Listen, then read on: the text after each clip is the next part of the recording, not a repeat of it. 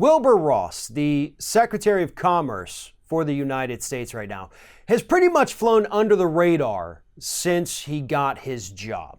You know, we've had the scandals of Scott Pruitt, of Ben Carson, of Betsy DeVos, Ryan Zinke, but Wilbur Ross has really managed to just kind of go unscathed. Nobody's paying attention to what the Commerce Secretary is doing. Most people don't even necessarily understand what the Commerce Secretary does. But luckily, the Campaign Legal Center has been paying very close attention to Wilbur Ross, and they filed a complaint this week alleging that Wilbur Ross has been illegally using his office to enrich himself ever since he became the Commerce Secretary. Here's the thing, Wilbur Ross was already a billionaire before he took this position as the Secretary of Commerce. A billionaire. And he's still, according to this complaint and the evidence they lay out is, pretty straightforward, using his position to make himself even wealthier.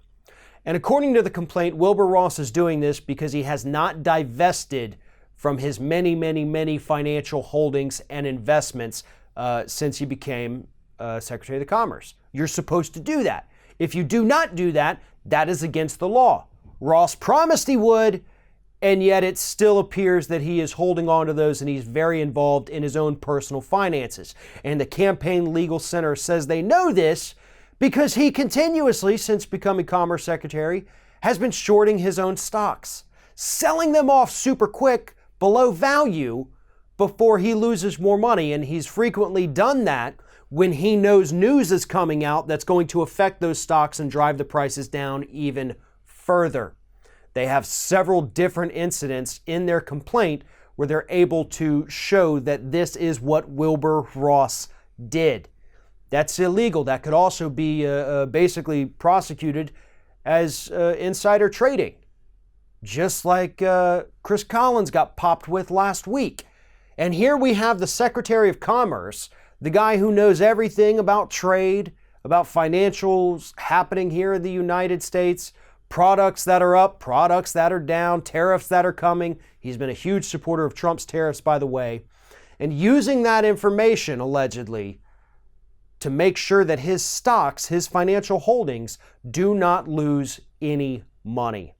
That is, in case you're wondering, 100% illegal.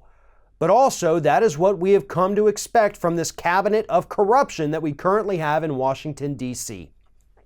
Tom Price from Health and Human Services, along with Scott Pruitt from the EPA, have already been forced to resign their positions with this administration due to the massive amount of corruption that they have. There's already investigations currently going on into Ben Carson and Ryan Zinke. And now, this complaint against Wilbur Ross and the ongoing news stories coming in about Betsy DeVos deregulating for-profit colleges because she'll financially benefit from that. There is no one in this entire administration that is clean right now. They all have ties, almost all of them have ties to independent businesses that they are enriching through their work. And Wilbur Ross, so far, by flying under the radar, has managed to get away with a lot of dirty deeds. But again, luckily, we've got groups like the Campaign Legal Center out there working to make sure that people like Ross are held accountable if they're breaking the law.